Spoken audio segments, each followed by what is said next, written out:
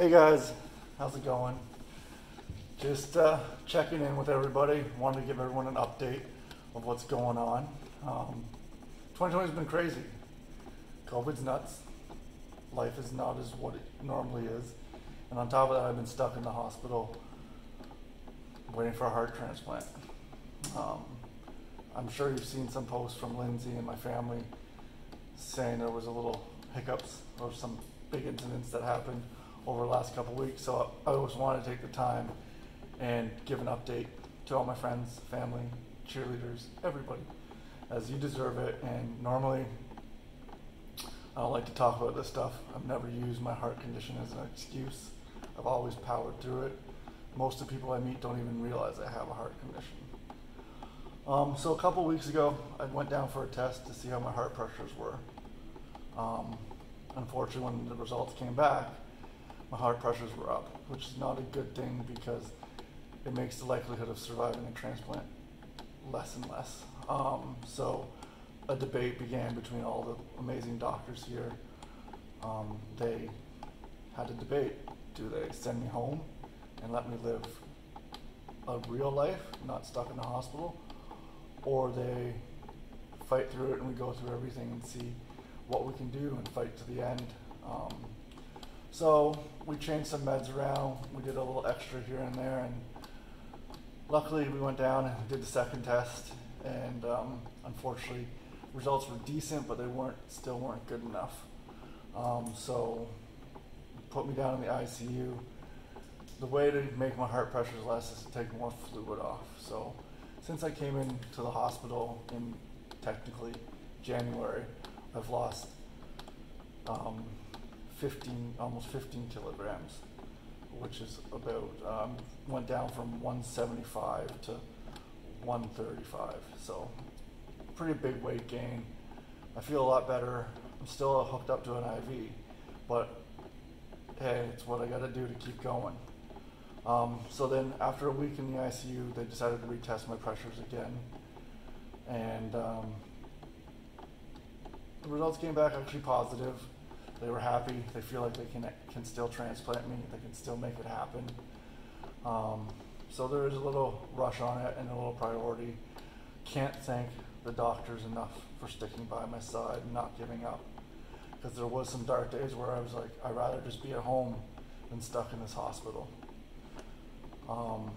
But I have such a great support network with Lindsay and my mom, my family, my dad, my grandma, Chris, my stepdad, all my friends, my other family who are not blood family. You guys are all there for me.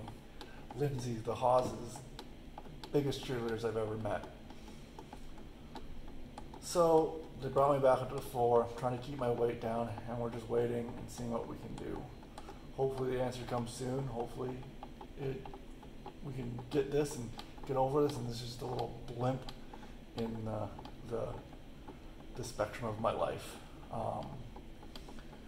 But yeah, there's other difficulties of surviving in this hospital too right now with wave 2 coming in.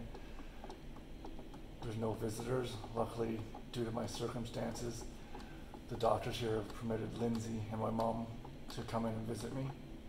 And they have been the most positive, reinforcing, happy people when they're here with me, even though I know it's killing them inside.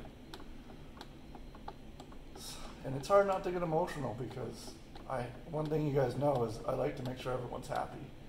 I'll go above and beyond to make sure my friends, family are all having the best time ever. So this is harder on me than I'd like to put off. And again, I'm sorry for being so quiet about it, but everyone deals with things differently. And on top of that, food here is a struggle because I'm on a low sodium diet. So if you didn't know, salt is really bad for cardiac patients. It actually helps you retain water, which if I retain more water means my pressures go down, pressures go up, and it's a bad situation.